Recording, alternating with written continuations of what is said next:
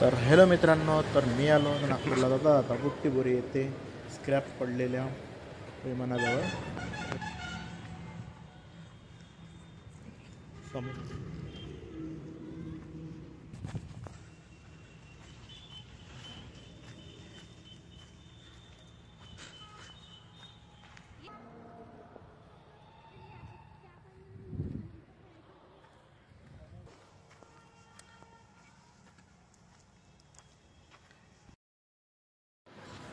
आणि ते स्क्रॅपमध्ये पडलेल्या विमानाचा वापर याच्यासाठी होणार आहे की हल्दीरामवाल्याकडून जे हॉटेल बनणार आहे त्यासाठी विमान यूज करणार आहे आणि इथे विमानामध्ये पूर्णपणे हॉटेल पद्धती तयार केला जाणार आहे.